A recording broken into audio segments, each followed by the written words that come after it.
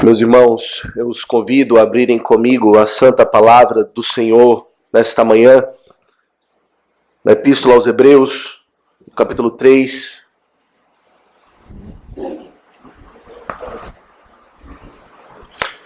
Hebreus,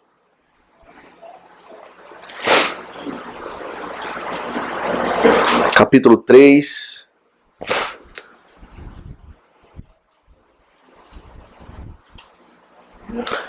Nós vamos ler todo o capítulo. Entretanto, queremos focar nos versos 12 a 14.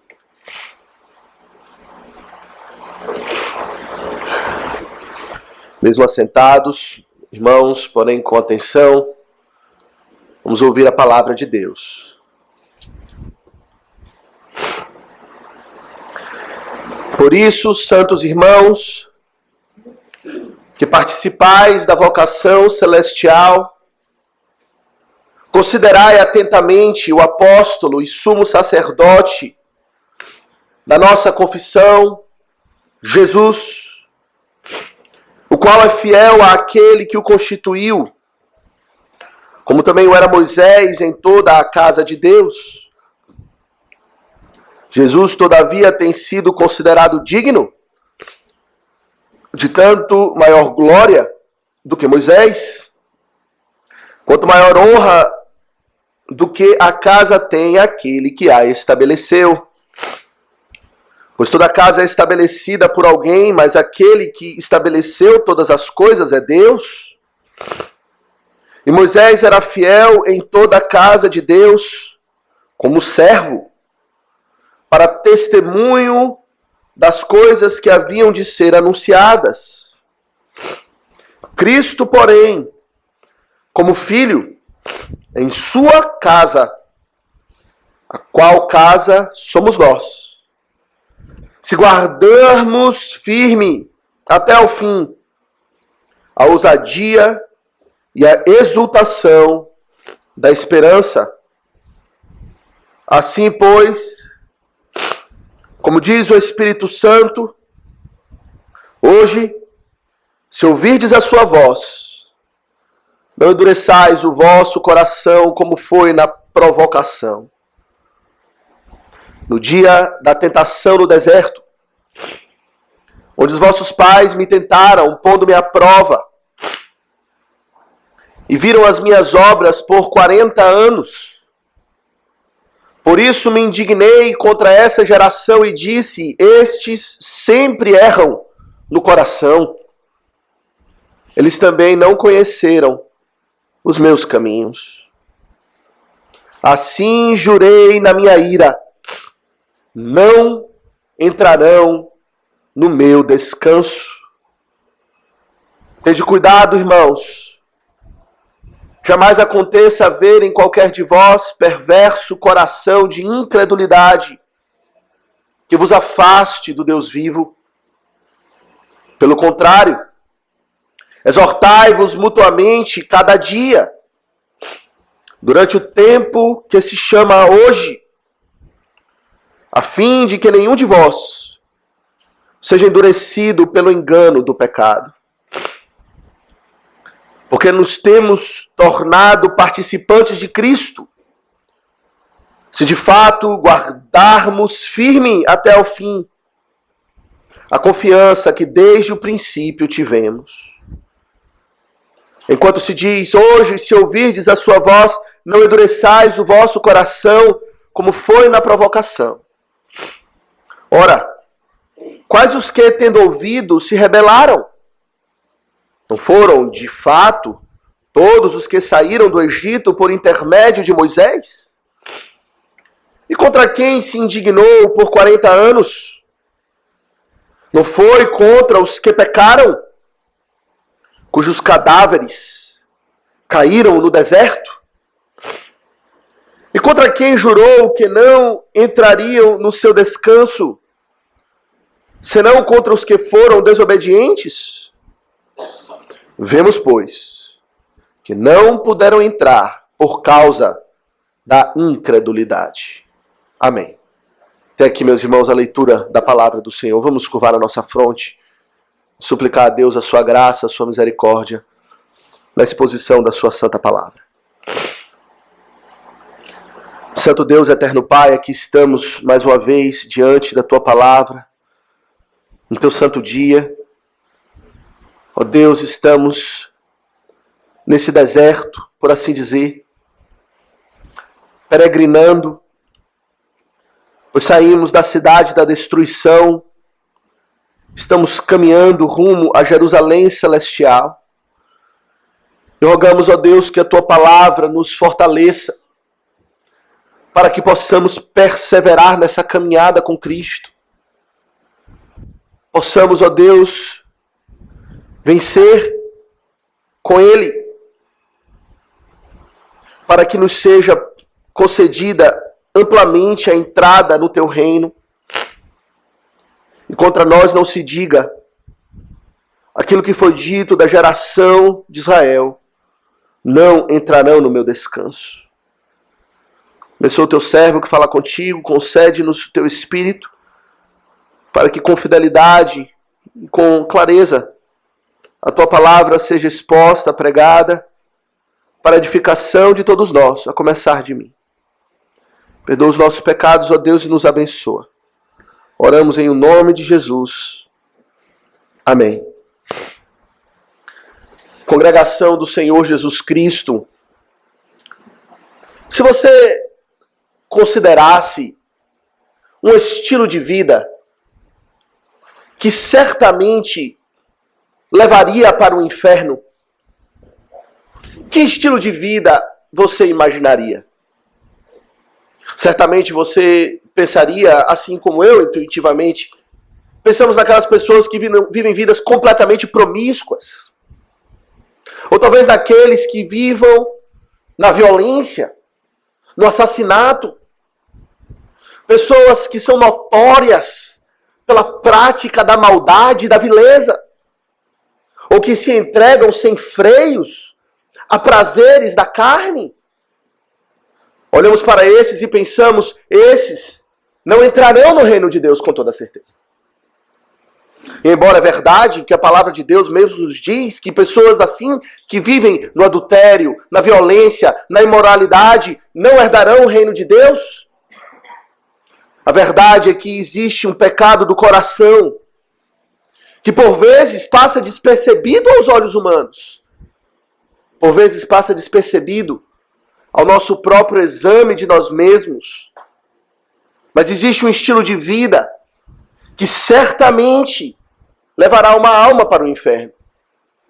E é a vida vivida na incredulidade.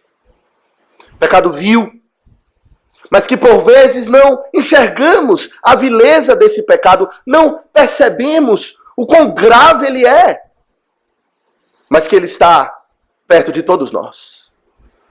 Essa passagem, meus irmãos, que nós lemos em Hebreus no capítulo 3, nos adverte contra esse pecado, nos exorta duramente, de forma muito clara, para que não venhamos a cair no pecado da incredulidade. Nós sabemos que o livro de Hebreus, ele apresenta para nós Cristo magnificado, apresenta para nós comparações de Cristo com a antiga aliança, mostrando sempre a superioridade de Cristo. E nesse capítulo, especificamente, nós temos mais uma comparação de Cristo com Moisés. Aqui Cristo é nos apresentado como aquele que é superior a Moisés. Moisés era um servo na casa de Deus. Cristo, ele é o dono da casa. Ele é o filho. Ele é o herdeiro, o primogênito. Ele é aquele que de fato concede honra e glória ao povo de Deus. E assim fica estabelecido claramente a superioridade de Jesus Cristo com respeito a Moisés. Porém, nesse capítulo, não existe apenas uma comparação entre Cristo e Moisés, mas existe também uma comparação entre o povo guiado por Moisés na antiga aliança e a igreja no Novo Testamento, conduzida claramente, não por meio de mediadores, mas claramente por meio de Cristo Jesus. Ele é o nosso cabeça. Aqui nós lemos no verso 6 que Cristo, ele está sobre essa casa como filho, em sua casa, A qual casa somos nós? Nós somos a casa de Deus. Cristo governa sobre nós, Ele está conosco, Ele nos dirige e Ele nos adverte. Assim como Moisés advertiu o povo no deserto, assim Cristo nos adverte também. Ele nos adverte contra quê? Ele nos adverte contra o pecado da incredulidade. Meus irmãos, o pecado que levou o povo de Deus na antiga dispensação, a primeira geração de Israel, do povo de Deus, que levou esse povo a perecer no deserto, a terem os seus corpos apodrecendo lá, não terem o privilégio de entrar na terra prometida, embora saíram do Egito, foi o pecado da incredulidade. De fato, muitos pecados foram cometidos por aquele povo, meus irmãos. Murmuração, idolatria, rebeldia, insubordinação contra a liderança instituída.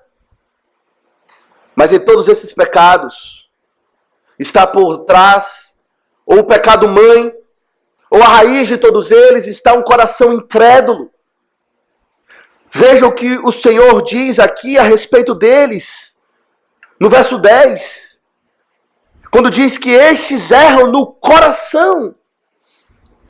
O pecado principal deles não era aquilo que eles faziam com as suas mãos. Não eram suas ações, mas era um pecado do coração. Um pecado que só Deus pode ver com clareza. Só Deus pode olhar e penetrar os nossos corações e perceber o que está ali. Se algo podre vil, ou se é um novo coração regenerado pelo Senhor. Um coração crente. Um coração confiante em Deus. E então o Senhor fala no final do verso 10, palavras duras, quando diz com respeito a esse povo que eles também não conheceram os meus caminhos. Não conheciam a Deus. Saíram do deserto, foram salvos por Deus, por assim dizer, da escravidão do Egito. Entraram em aliança com Deus no Monte Sinai, no qual Deus diz: eu sou o Senhor que lhes tirei da terra do Egito, da casa da servidão, que prometeu a eles ser o seu Deus e eles serem o seu povo de propriedade peculiar e exclusiva. Mas a esse mesmo povo, o Senhor diz: eles não conheceram os meus caminhos. E porque não conheceram os caminhos de Deus, eles se envolveram em muitos outros pecados. E com respeito a esse povo que o Senhor tirou do Egito, o Senhor jurou: não entrarão no descanso. Morreram, como falamos coloquialmente, morreram na praia. Saíram do deserto do Egito, saíram da dominação de Faraó, mas não alcançaram a terra da promessa. E a razão, meus irmãos, aqui é dita pelo Senhor mesmo, com toda clareza, no final do capítulo. No verso 19, quando o Senhor diz que eles não puderam entrar por causa da incredulidade. E a advertência que o Senhor Jesus então traz para nós é que nós também devemos estar vigilantes para que não nos seja barrada a entrada no reino de Deus, no reino dos céus, porque pecamos com incredulidade.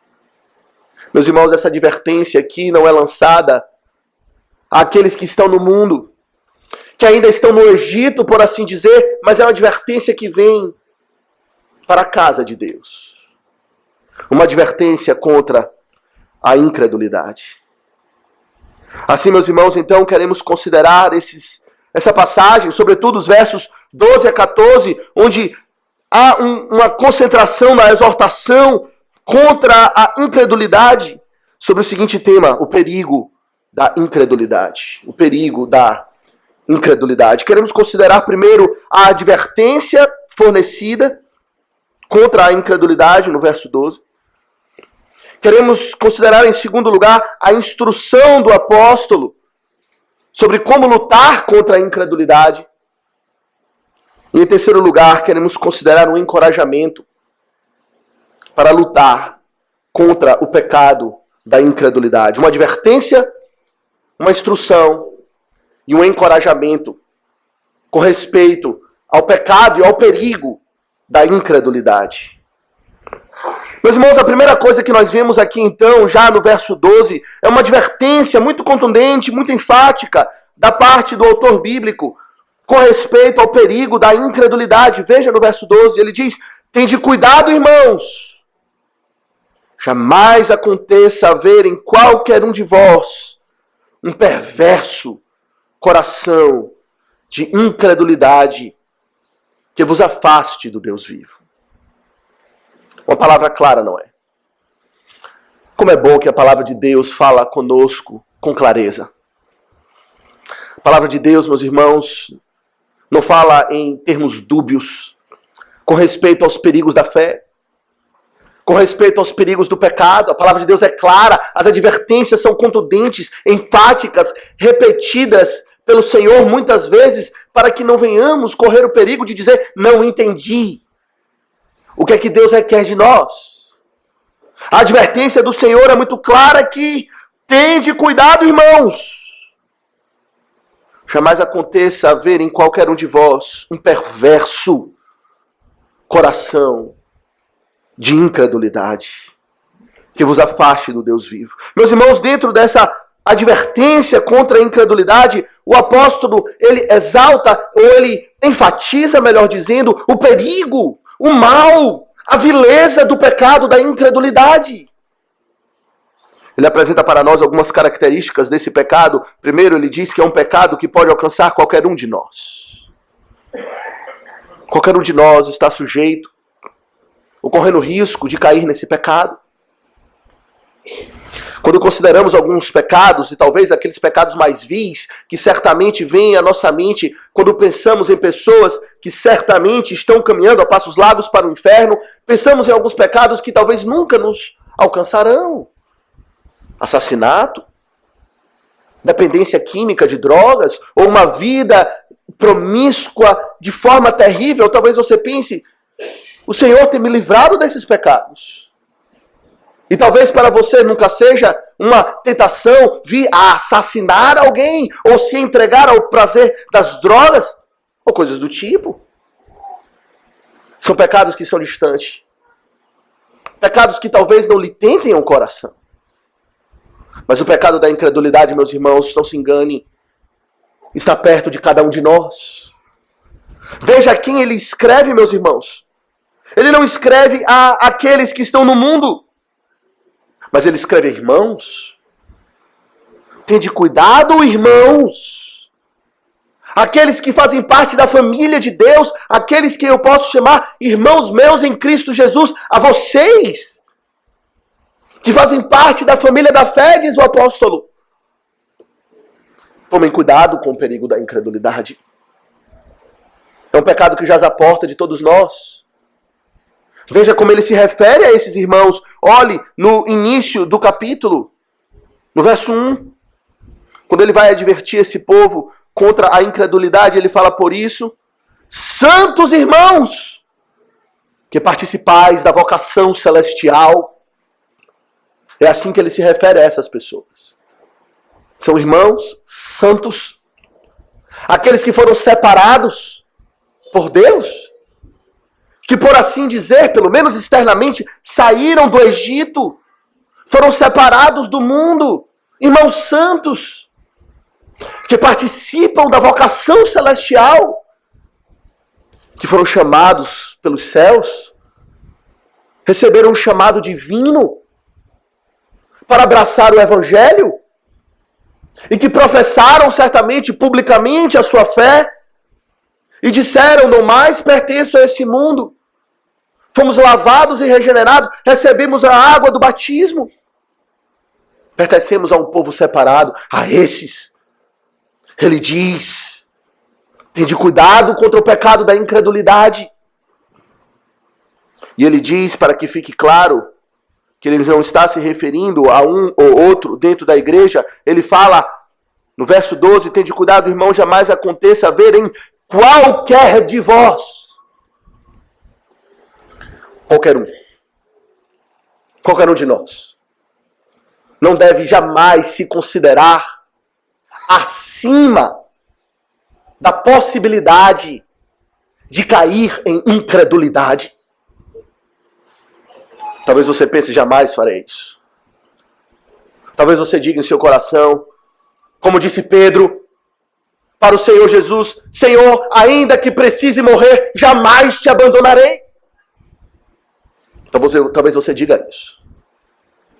Talvez você caia no pecado da presunção e pense que você jamais poderá chegar um dia à condição de negar a Cristo.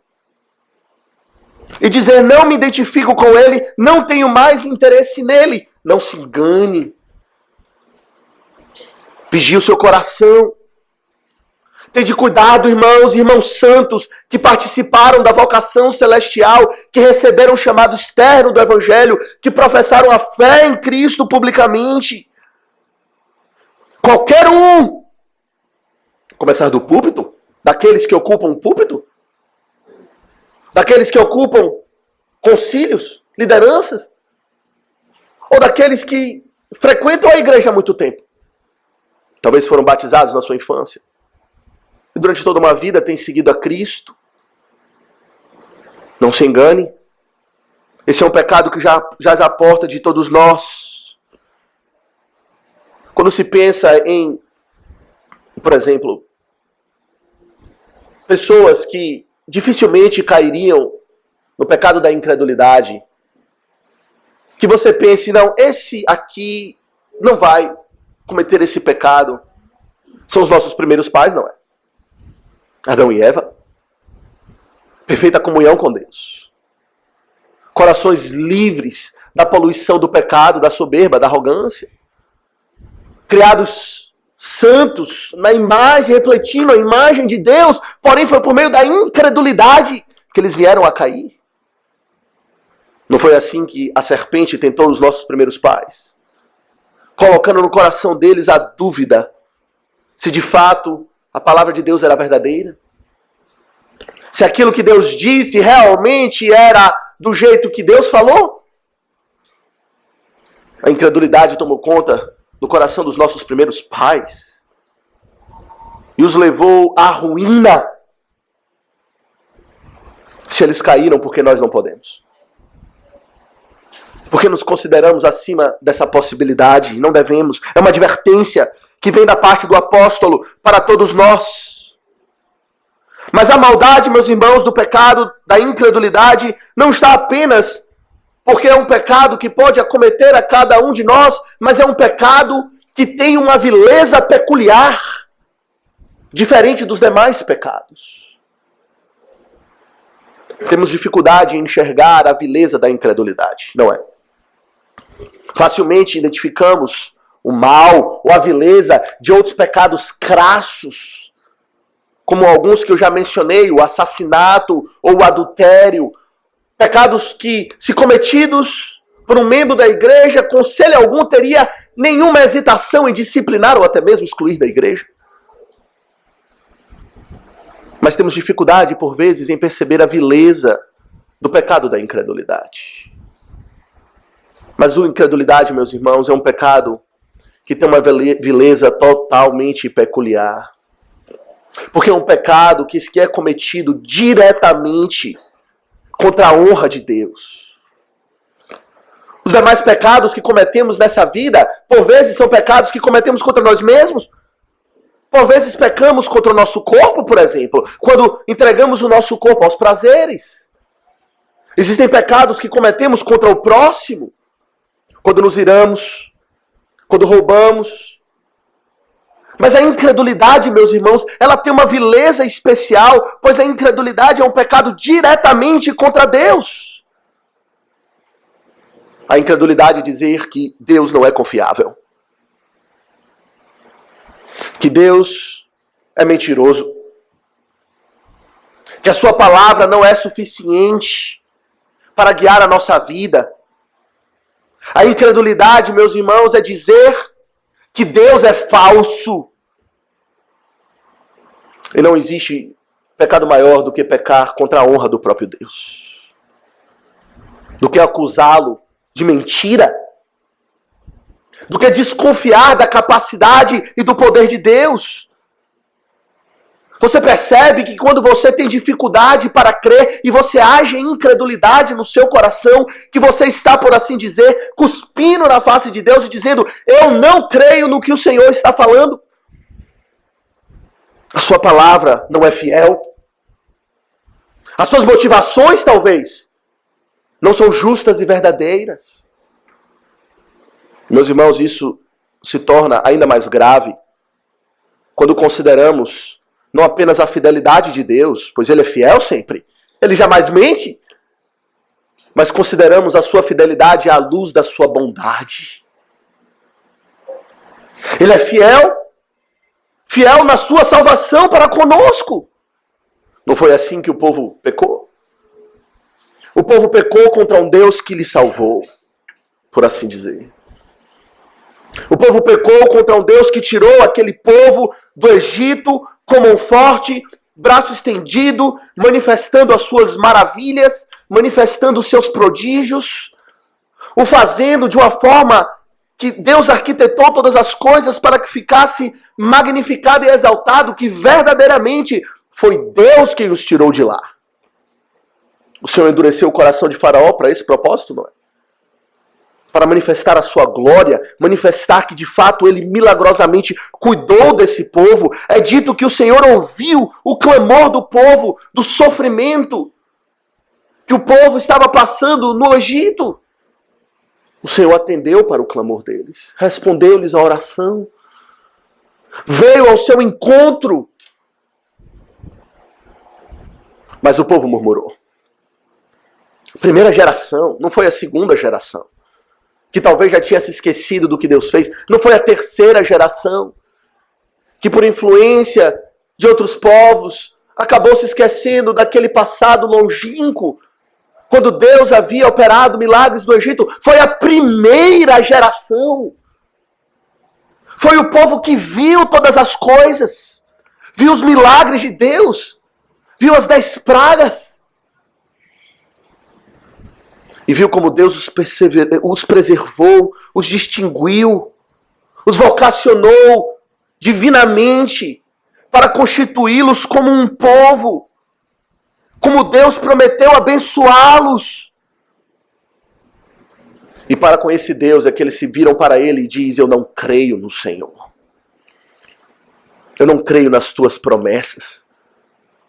Onde está a terra que mana leite e mel? O Senhor lhes concede o maná, eles chamam de pão vil.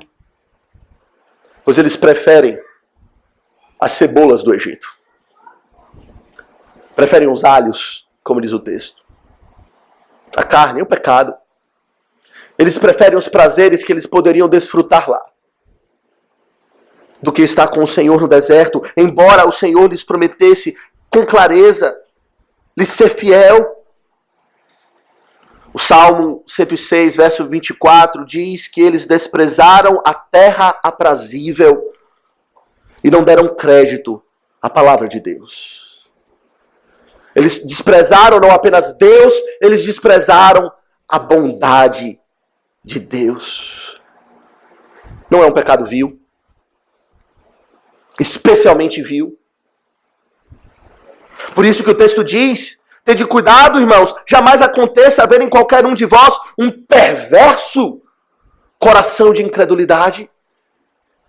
É uma perversão. É uma vileza ter um coração incrédulo.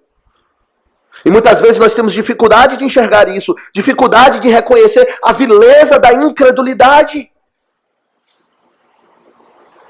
Olhamos para pessoas que viveram vidas morais, vidas generosas, pessoas boas, segundo o parâmetro humano. E pensamos: só porque essa pessoa não vinha para a igreja, ela vai para o inferno? Vai lhe ser fechada a porta da entrada do reino dos céus? Só por causa disso? Foi uma pessoa tão boa, fez o bem a tantos.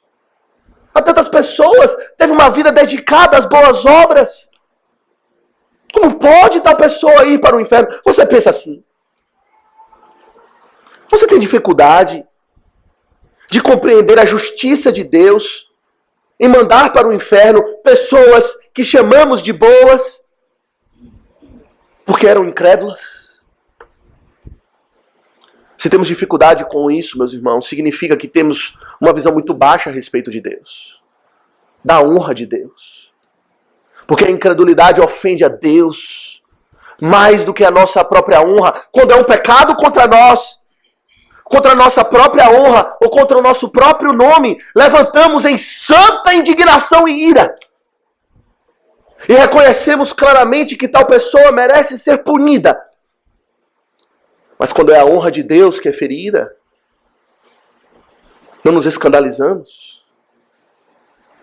Não reconhecemos a maldade de um ato que cospe na face de Deus e que não dá crédito à palavra daquele que não pode mentir. Sobretudo quando consideramos a cruz. A cruz, de fato, é a manifestação da bondade de Deus, meus irmãos, sem precedentes, não é? Ali está Cristo, que foi morto por pecadores, que deu a sua vida por pecadores, imerecidos, que eram seus inimigos, e Ele o fez por amor, amor que é incondicional, que não depende de nós. Ele abriu para nós a possibilidade e a certeza de salvação na cruz de Cristo. E disse: vinde a mim todos os que estão cansados e sobrecarregados, e eu vos aliviarei. E diante dessa promessa nós dissemos: muito obrigado, Senhor, eu passo a sua oferta de bondade. Não existe pecado mais grave do que rejeitar o Evangelho.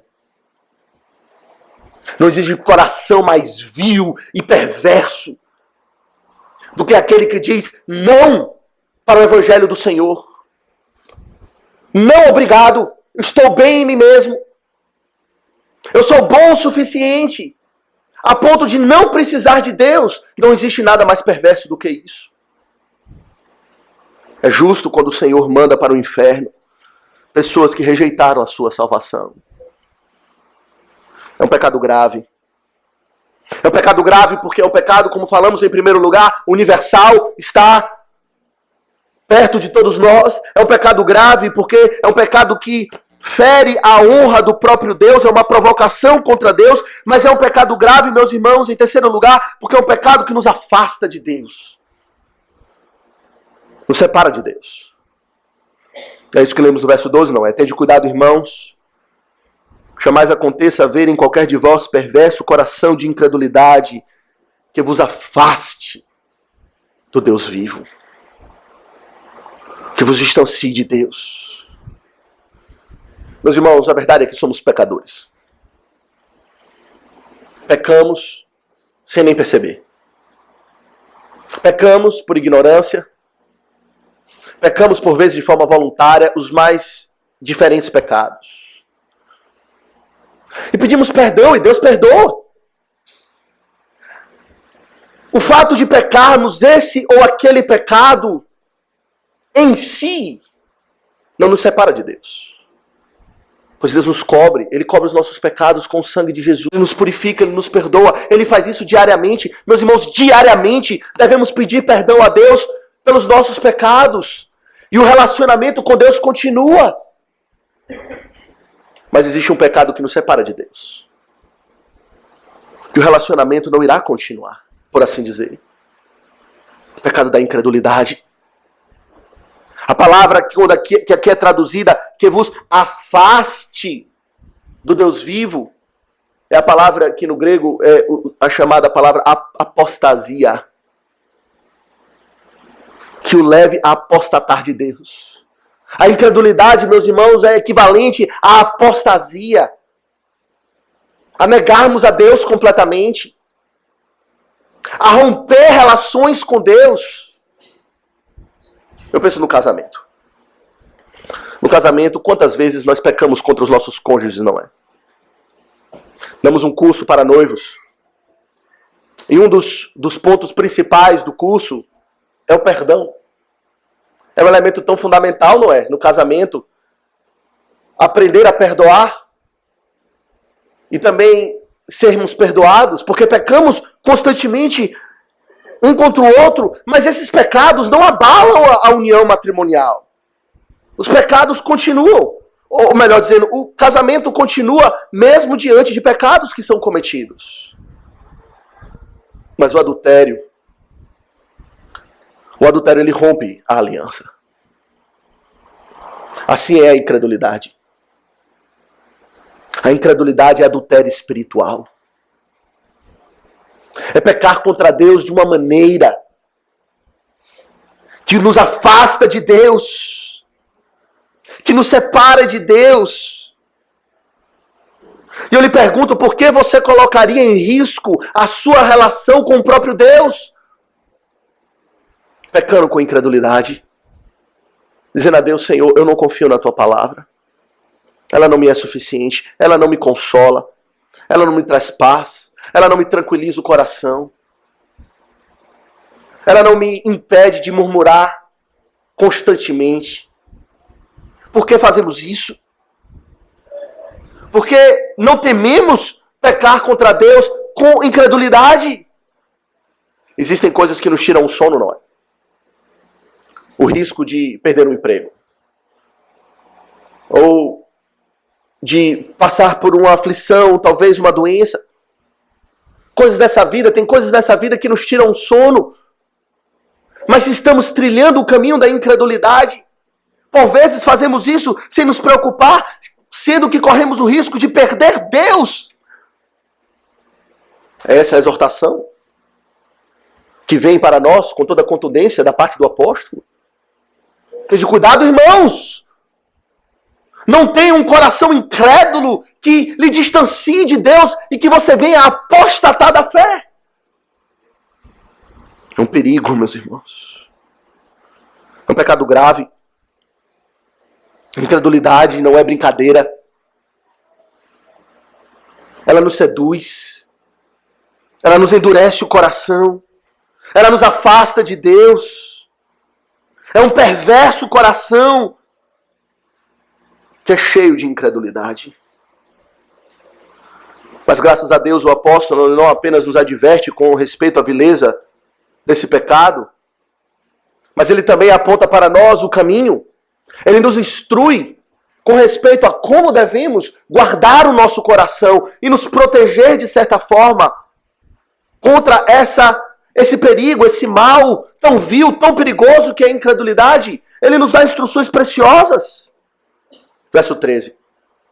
Ele diz o seguinte: pelo contrário, exortai-vos mutuamente cada dia, durante o tempo que se chama hoje, a fim de que nenhum de vós seja endurecido pelo engano do pecado.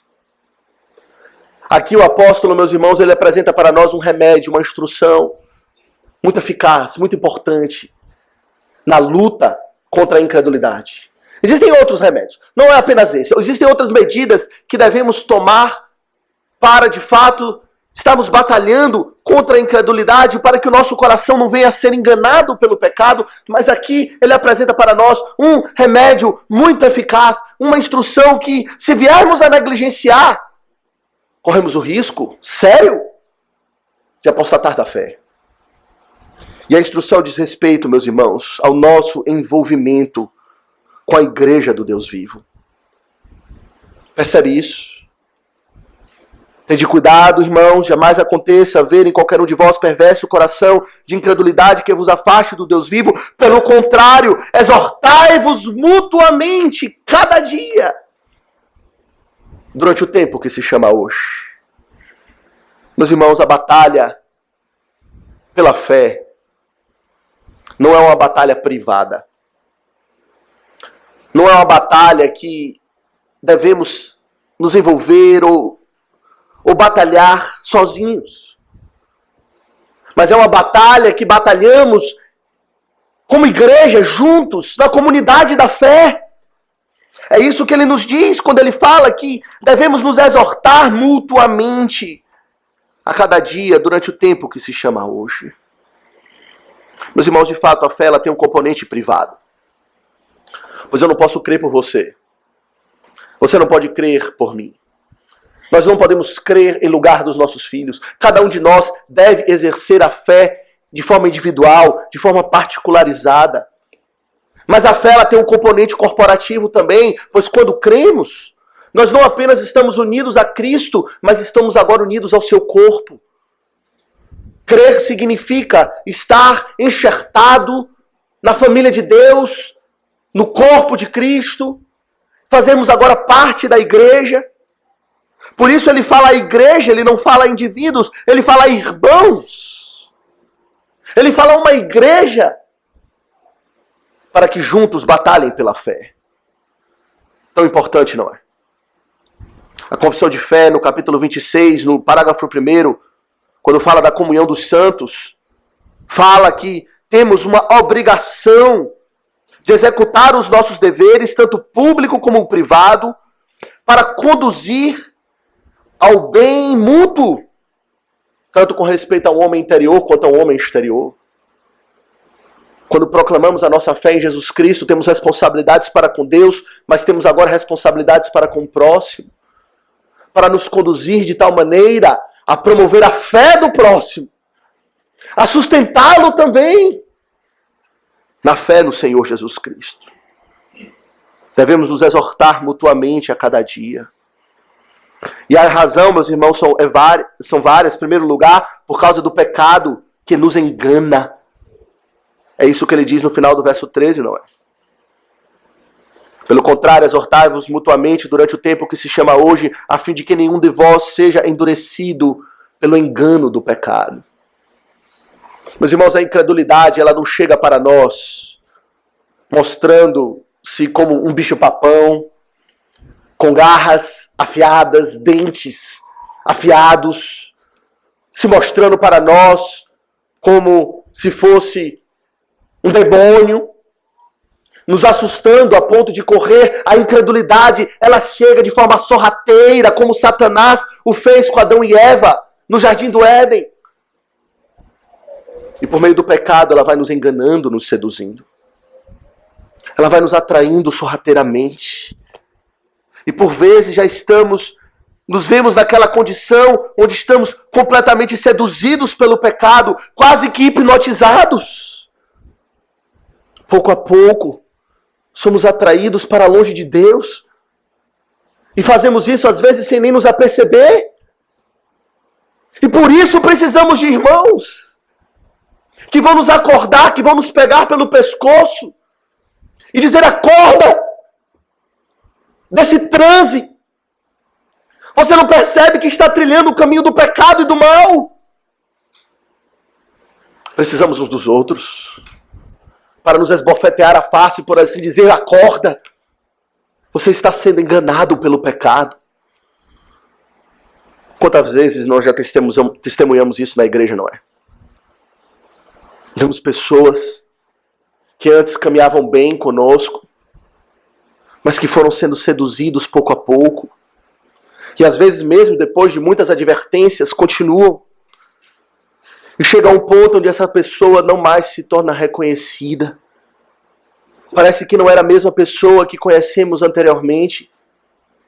Pois ela foi sendo seduzida pelo pecado, foi enganada na sua consciência, até chegar ao ponto da apostasia final, de ter o seu coração agora totalmente tomado pela perversidade da incredulidade. E é o nosso dever, irmãos, de uns para com os outros, de nos advertir mutuamente com respeito ao pecado, para que não venhamos a sermos atraídos pelo pecado e cairmos na incredulidade. Isso tem algumas implicações para nós, não é? Algumas implicações práticas importantes. Talvez a primeira delas, e que é trazida pelo próprio autor da Epístola aos Hebreus, é a necessidade, então, de congregarmos. É isso que diz o autor aos Hebreus no capítulo 10, não é? Abra comigo, Hebreus 10.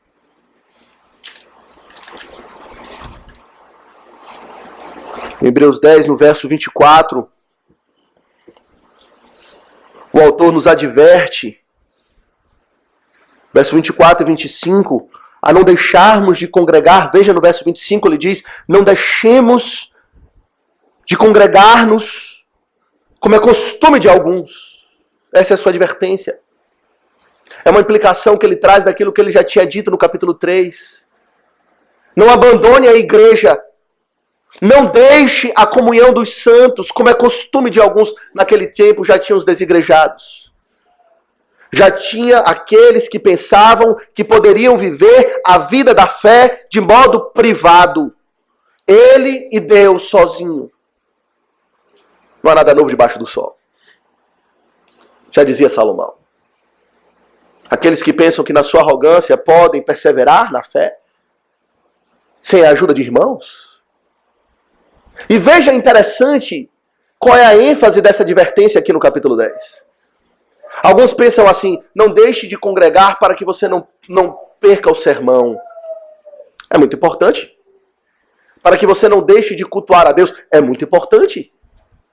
De fato, é uma ênfase da assembleia ou de nos congregar. É uma ênfase, talvez de fato é um elemento central, ouvir a pregação. Ou então cultuar a Deus, cantar-lhe salmos. Tudo isso são meios de graça fundamentais para a manutenção da nossa fé. Mas a ênfase, pelo menos aqui nessa passagem, no capítulo 10 do apóstolo, é que não devemos deixar de congregar para que não venhamos a perder o privilégio da comunhão dos santos. Veja toda a passagem. Verso 24. Consideremo-nos também uns aos outros, para nos estimularmos ao amor e às boas obras.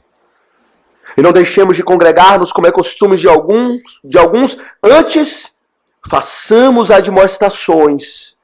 E tanto mais, quanto vedes que o dia se aproxima. A ênfase aqui, pelo menos do apóstolo, nessa passagem, de não abandonarmos a igreja, de não abandonarmos o dever de nos congregar, está nos efeitos da comunhão dos santos. Pois na igreja nós temos a admoestação mútua, na igreja nós temos a exortação mútua, ou pelo menos devemos ter.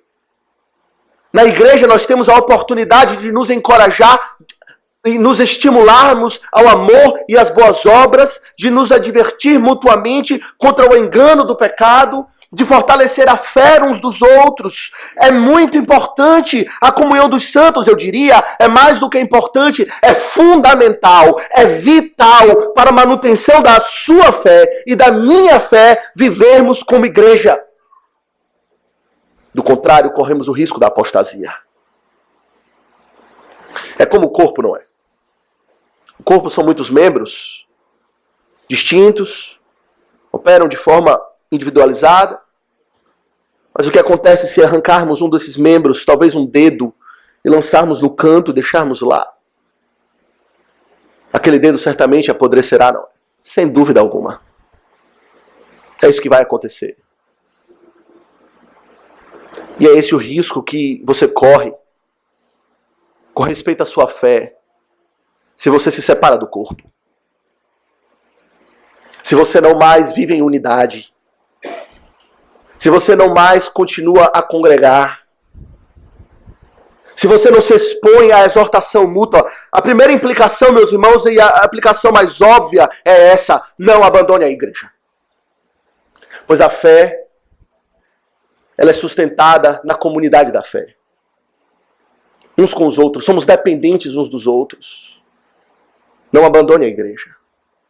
Mas a segunda implicação, meus irmãos, que eu penso desse verso número 13, voltando para o capítulo 3, no verso 13, é de que não apenas devemos abandonar a congregação, ou abandonar vir aos cultos, ou participar da vida da igreja, mas também de que devemos desenvolver relacionamentos íntimos e verdadeiramente espirituais e edificantes com as pessoas da igreja. A ponto de termos a oportunidade de exortar e sermos exortados. Muitas vezes vimos para a igreja, não deixamos a congregação dos santos, mas vivemos no isolamento. Vivemos solitários no meio da multidão do povo de Deus.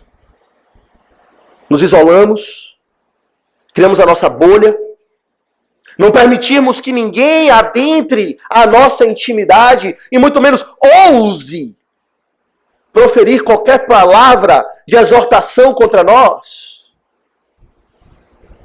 E continuamos a viver por nós mesmos. Você já ouviu alguém lhe dizer, não se meta em minha vida, quando você tenta exortar um irmão? Isso não lhe diz respeito. Esse é um perigo muito grave. De não desenvolvermos relacionamentos na igreja que permitam a exortação mútua, que nos dê a possibilidade de encorajar uns aos outros e até mesmo de confrontar uns aos outros. Com respeito ao pecado, que está nos enganando, que está nos seduzindo, e que o irmão percebe no seu olhar, percebe na mudança no seu comportamento, percebe na frieza que está agora tomando conta da sua vida, o irmão percebe. E ele deve se aproximar e exortar. Mas alguns não querem. Alguns não permitem. Alguns preferem, de fato, manter aquela aparência de que tudo está bem, de que não precisam de ninguém. E isso, meus irmãos, vai muito além dos nossos encontros semanais no dia do Senhor. Meus irmãos, a igreja não se resume a esse dia. De fato, o dia do Senhor é o ápice da vida cristã, sem dúvida alguma. É o dia mais especial, onde nos ajuntamos todos como igreja para estarmos com Deus, ouvimos a voz de Deus por meio da pregação. Mas a vida da igreja não se resume a nos encontrarmos uma vez por semana. E isso está no texto, veja. Verso 13. Pelo contrário, exortai-vos mutuamente cada dia. Todos os dias. O que está aqui implícito nessa palavra é o convívio, não é?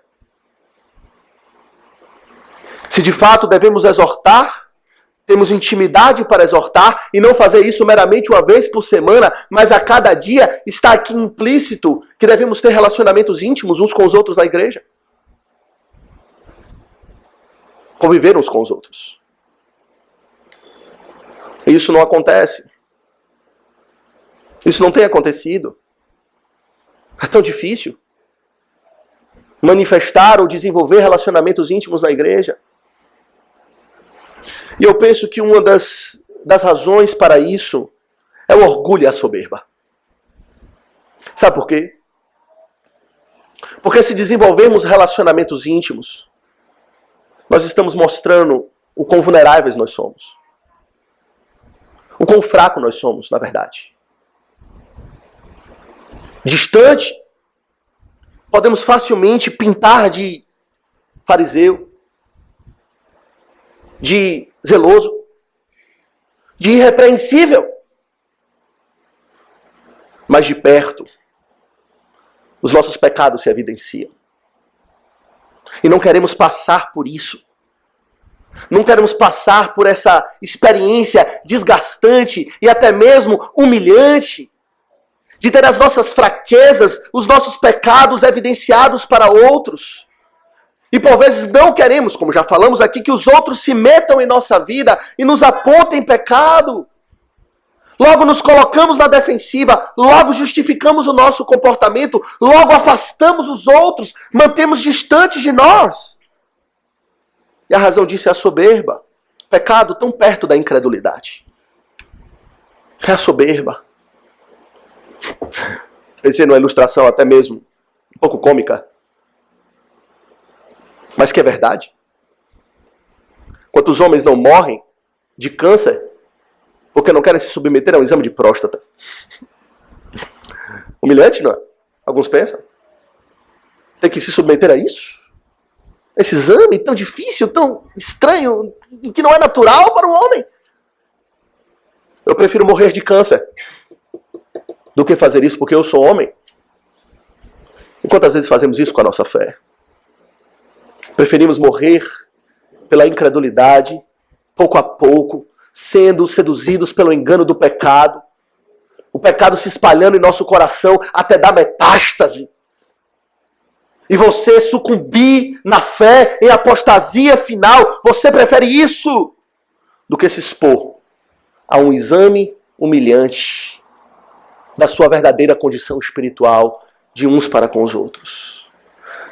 Você não quer descer daquela torre de marfim na qual você se encontra, manifestando a aparência de um caráter irrepreensível, porque você gosta.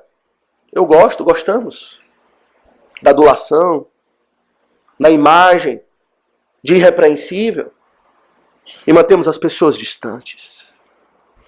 Mas não é esse o ensino da palavra, meus irmãos. A palavra de Deus deixa claro o que é a vida da igreja.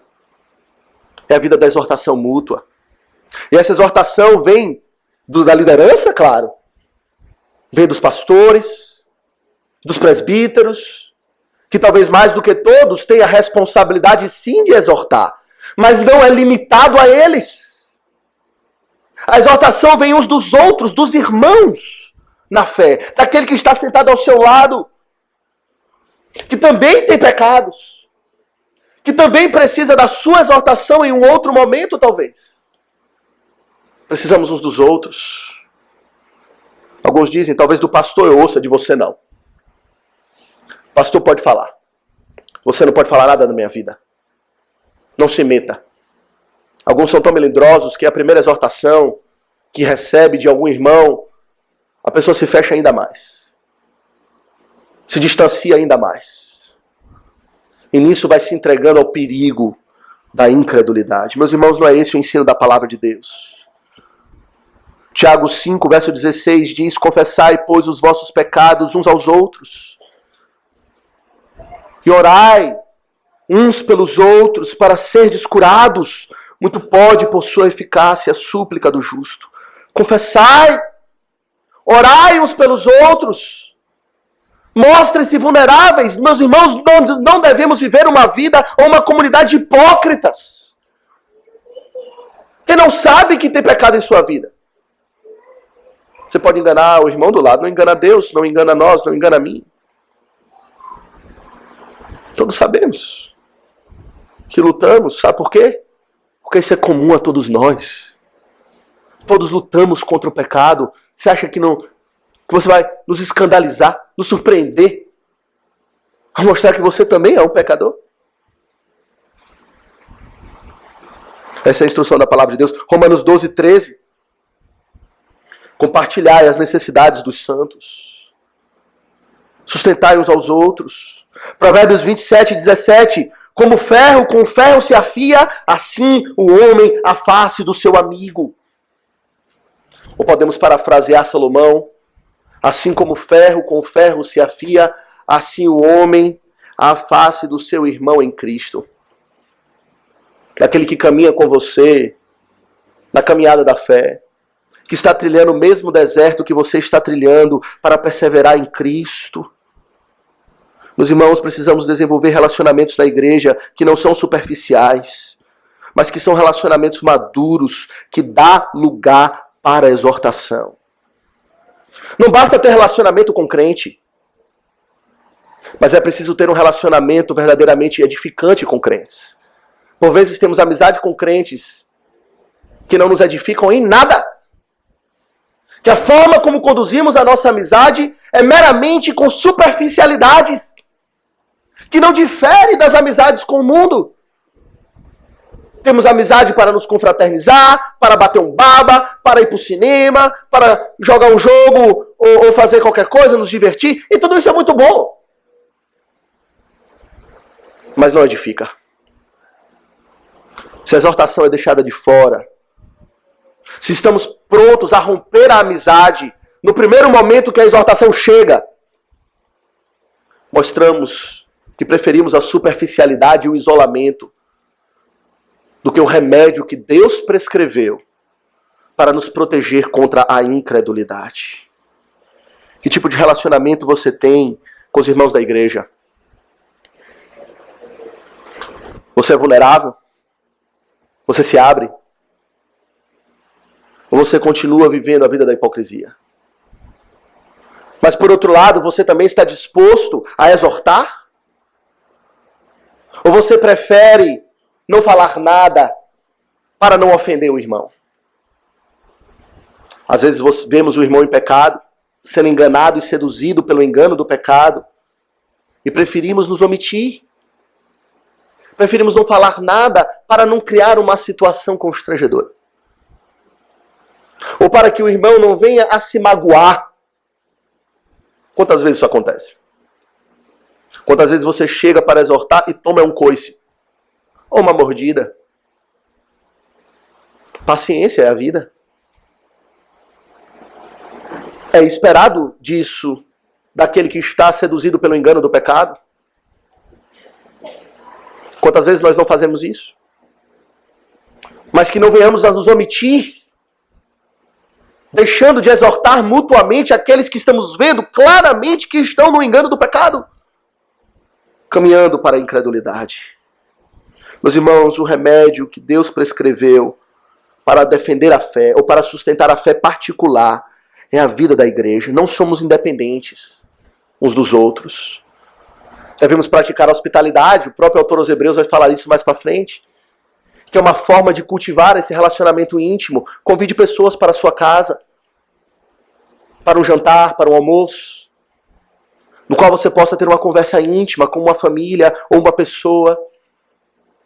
Convide-a para sair, para tomar um café, para falar das suas lutas, para pedir oração.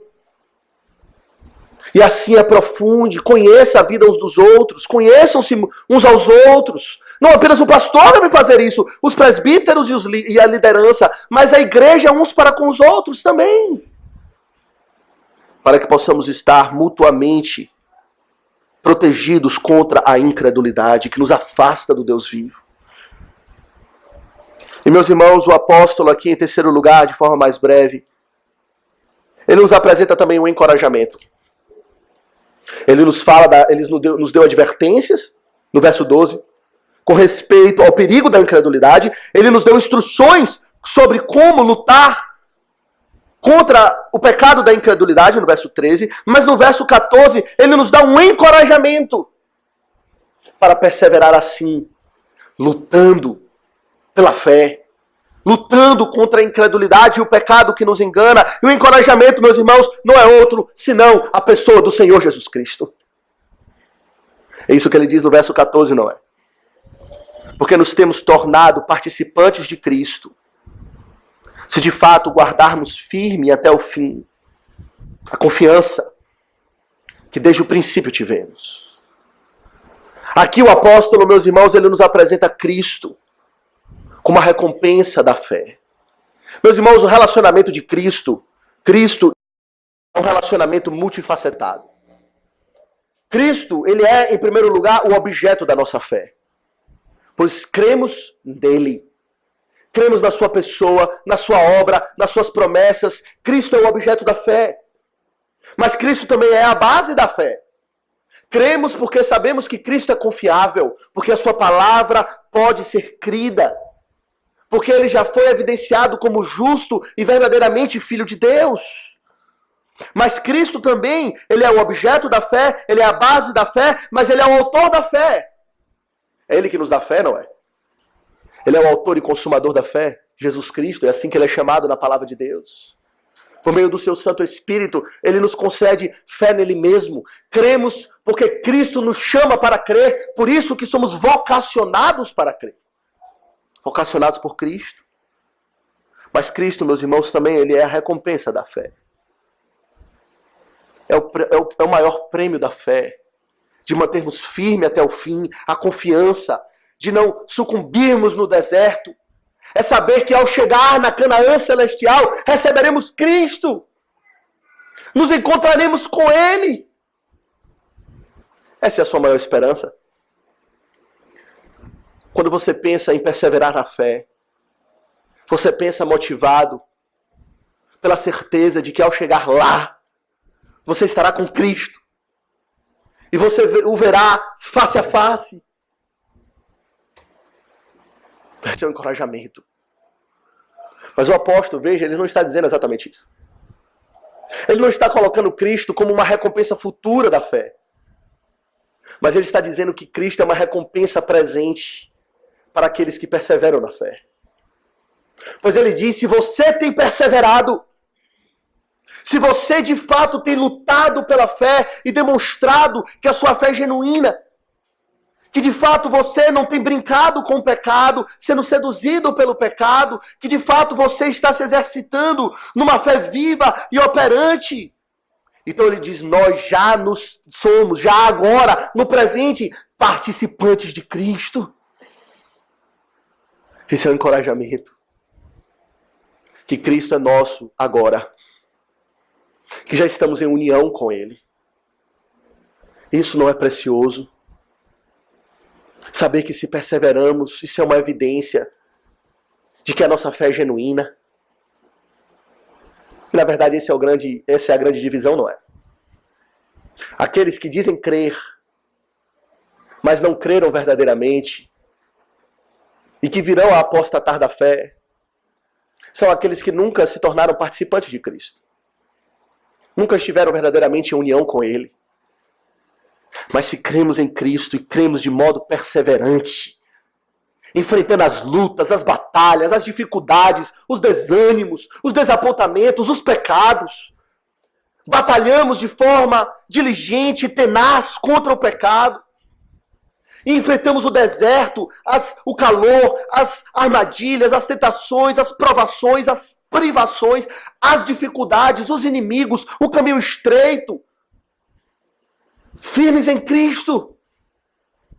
Isso mostra que Cristo já está conosco desde já. Somos participantes dele agora. Ele está conosco.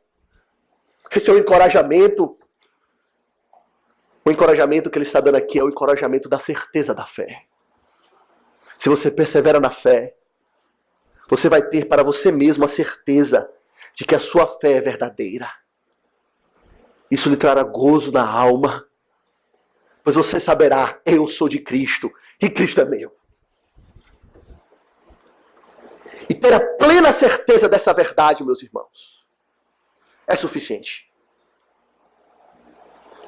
em relação a qualquer coisa nessa vida. Se sabemos e temos a certeza confiante de que somos participantes de Cristo, estamos unidos a Ele, o que temeremos? Isso que diz o apóstolo em Romanos, não é? Quando ele fala da certeza do amor de Cristo, ele fala, nada me separará desse amor. Angústia, perseguição, espada, frio, fome, nudez, nada me separará desse amor, porque eu tenho a certeza do amor de Cristo, porque Ele me ama, eu sei que eu sou dele. Então eu perseverarei, crendo até o fim, unido à igreja, vivendo a vida como um dos santos, e não negligenciando a hospitalidade. Como está a sua fé? Como está a sua caminhada com Cristo? Você tem a certeza de ser participante dele? Você tem batalhado pela fé com as armas que o próprio Cristo prescreveu? Talvez sua fé esteja enfraquecendo por isso. Você tenta de outras maneiras. Mas aqui está, meus irmãos, advertência, instrução e encorajamento da parte de Deus, para que a nossa fé permaneça firme, para que sejamos operantes da fé, uma fé frutífera, uma fé firme no Senhor, que produz frutos, que produz em nós o crescimento na graça e na santificação. É a fé que olha firme para o autor e consumador da fé, Jesus Cristo, que não desvia dele o olhar. Que o Senhor nos conceda essa fé. Que o Senhor nos conceda uma igreja que pensa assim e que vive assim. E que de fato o mero fato de participar dessa igreja, já temos um privilégio santo, uma grande vantagem em saber que iremos perseverar até o fim na fé. E que o Senhor nos sustente. Porque a caminhada é longa e difícil. Mas com o Senhor e com os irmãos, somos mais que vencedores. Que o Senhor nos abençoe. Amém.